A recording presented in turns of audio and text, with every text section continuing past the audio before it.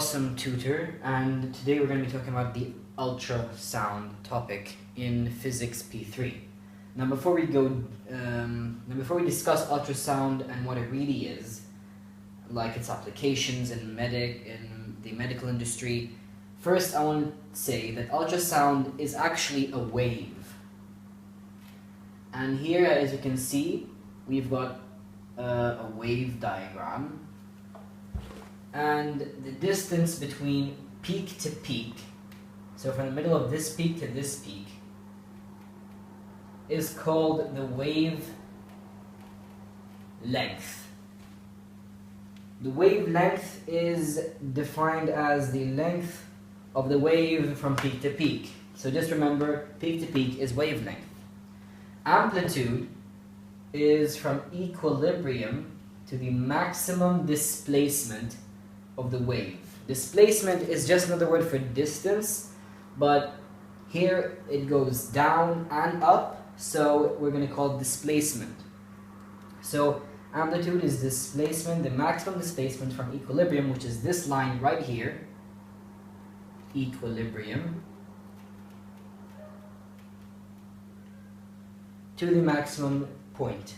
So that will be amplitude. And frequency is another term. We can't really find it out here unless, say, the x-axis was time.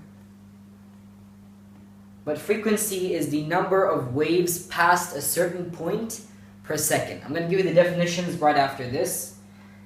To calculate, there's an equation that you really need to know.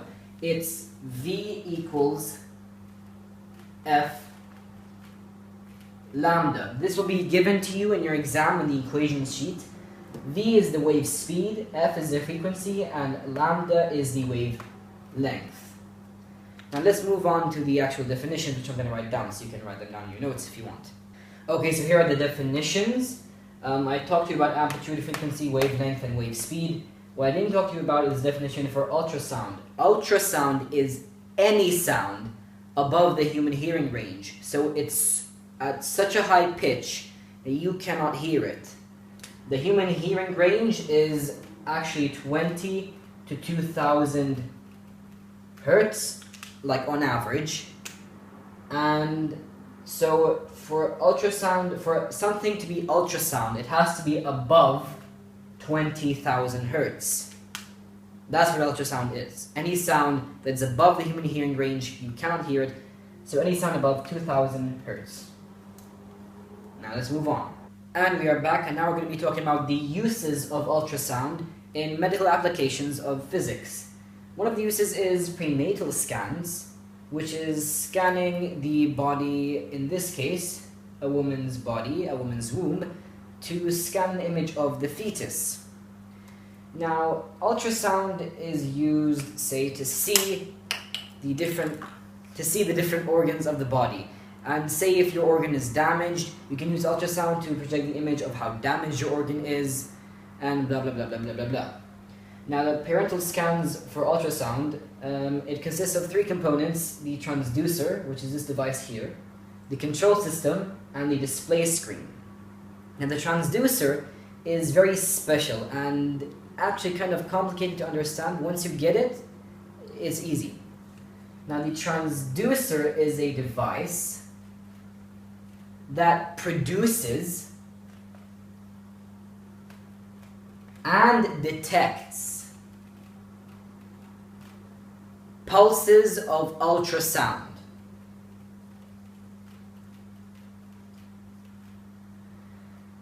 So say this pen is a transducer.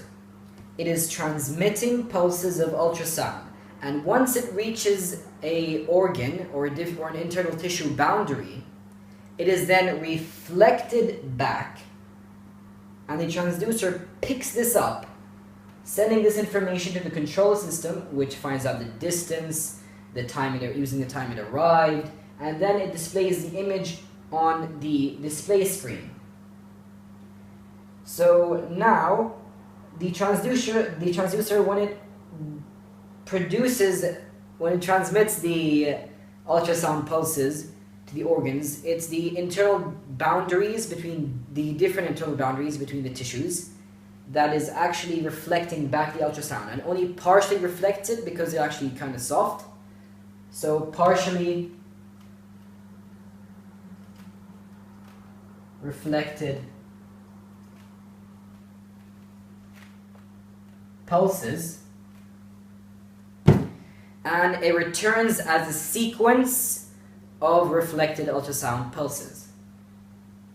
So also the fact that the organs, they're not like all in the same place, right? The transducer, when it's sending its ultrasound waves and it hits any organ in its path, it will be reflected back partially in a straight line, obviously. If the transducer is like anything in its path, it will be reflected back. And then it'll go back to the transducer, sending the data to the control system, blah, blah, blah, blah, blah.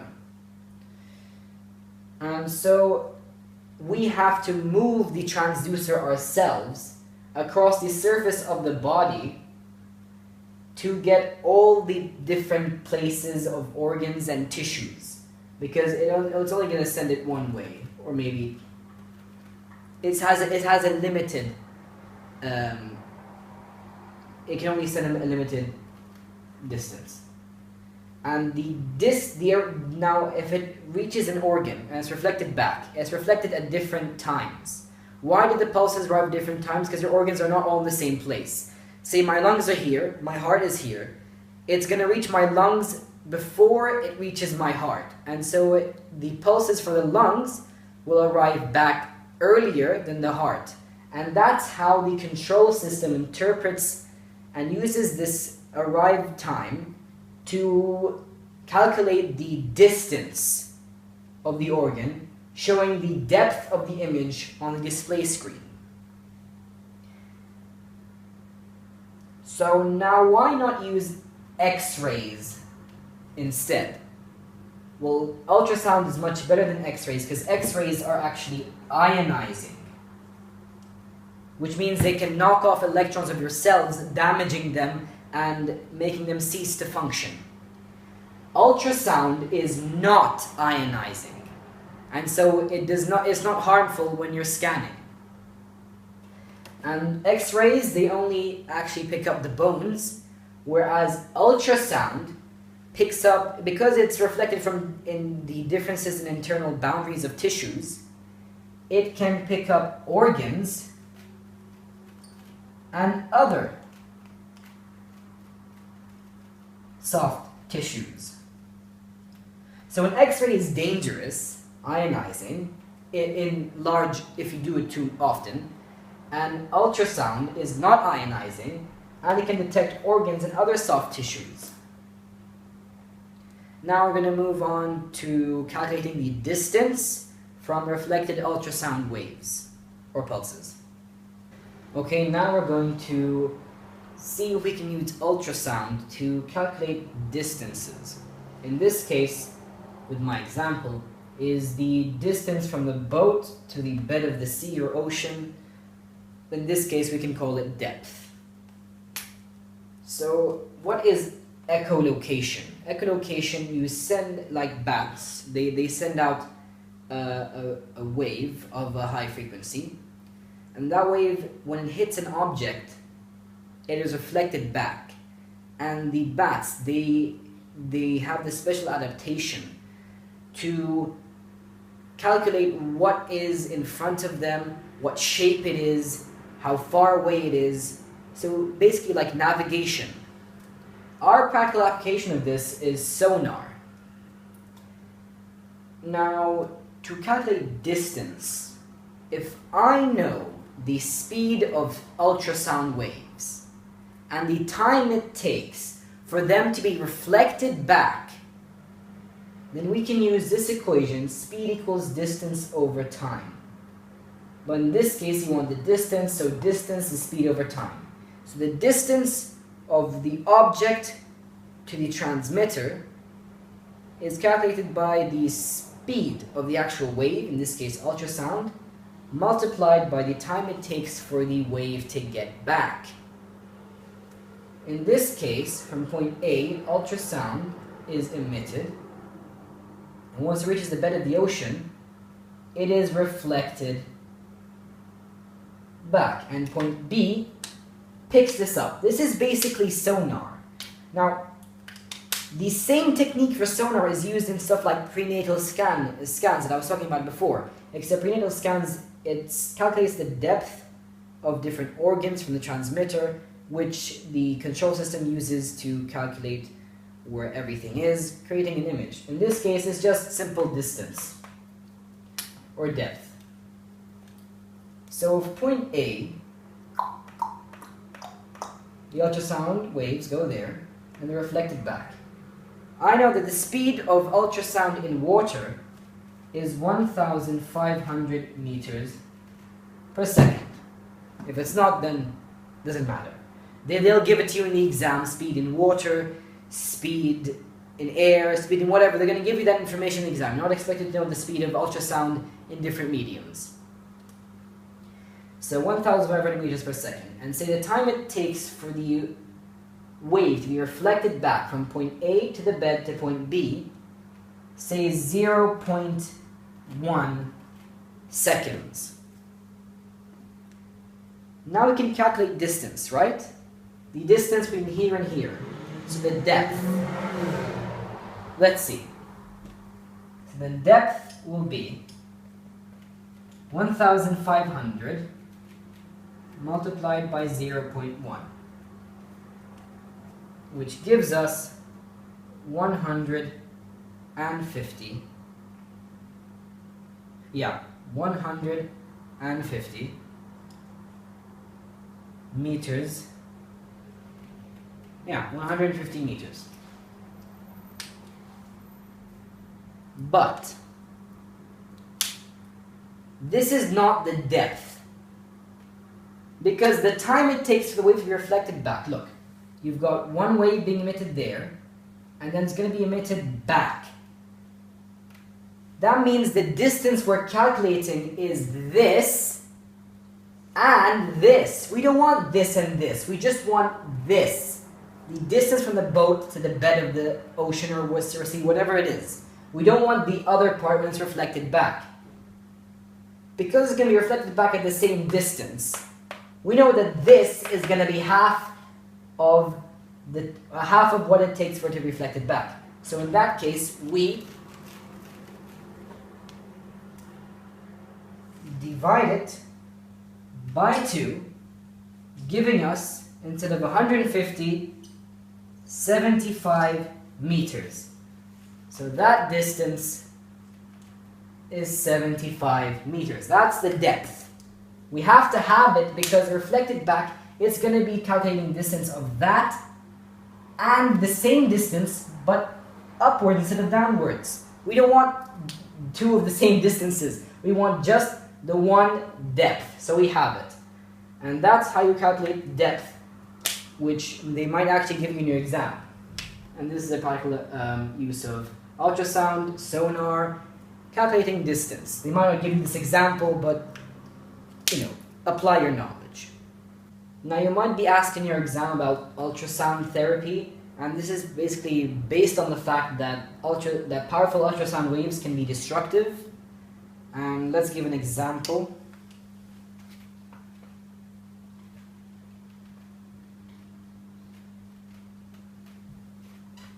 Kidney stones.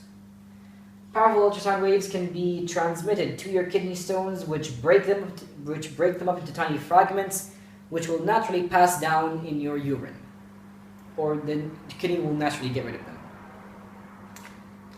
And obviously the power will be adjusted so that you don't kill yourself.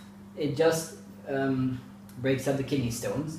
And the actual transmitter is used in an A-scan system, which is basically a system that calculates the distance between different boundaries, like when I showed you the example of the sonar or even the prenatal scans. Now an example here is the eye. Here you've got the display screen, and each of these points, these rises and falls, they represent a reflected back ultrasound wave that's been partially reflected from a tissue. So then, say this, let's call this A, let's call this B, let's call this C, and other reflections. Now let's see your eye. First of all, the front surface of your eye, that's going to reflect back ultrasound waves. That'll be probably the first one. Then you've got the eye lens, which will also partially reflect back the ultrasound waves. Now you've got another point there. And maybe the back of the eye, which will be C, and other areas of the eye. So this gives you more exact distance. You can use, obviously, to calculate distance, or whatever appears first, depending on the transmitter where you're placing it. Now the A-scan system is used in kidney stones, say for example, to focus the beam. So it's exact. So you don't hit any other part of your body that you don't want ultrasounds to be there, destroying cells that you don't want to be destroyed. So it's basically used so that the waves are exactly aimed at the kidney stone. And you'll probably most definitely be asked about A-scan systems, which I have just explained. I'll explain one more time. You've got this display screen. Each point represents a partially reflected sequence of ultrasound waves. First sequence of the eye could be the surface of the eye. That'll be one of the peaks, maybe A, maybe B, maybe C. Probably A if you're doing it on the front surface. Then your eye lens, that also reflect back ultrasound waves, and of course the back of your eye, which could be one of these things.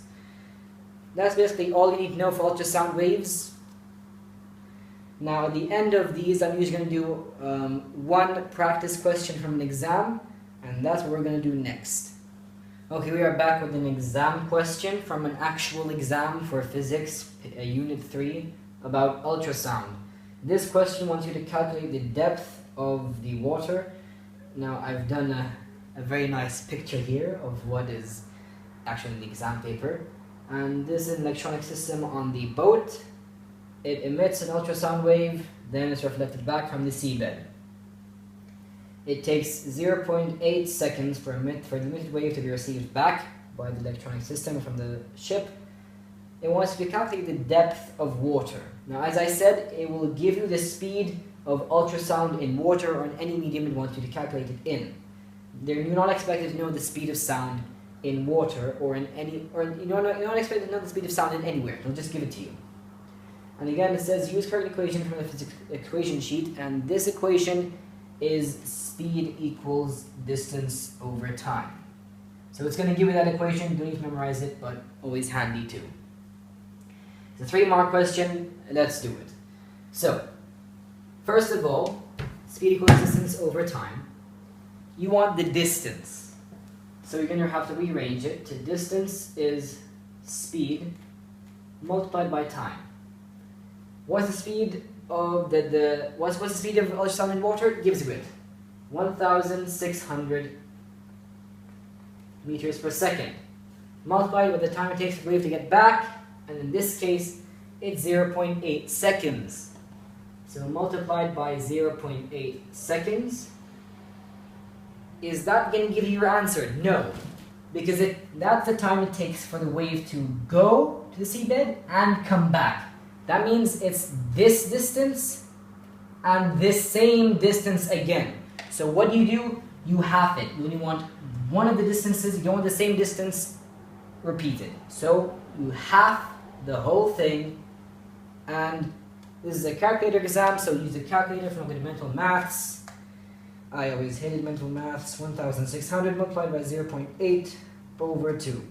And the answer is 640 meters. Remember your units. You might lose a mark if you don't put in the units. Sometimes the exam will give you the units and you just have to write the number, but always remember to put in the units if they don't give you it.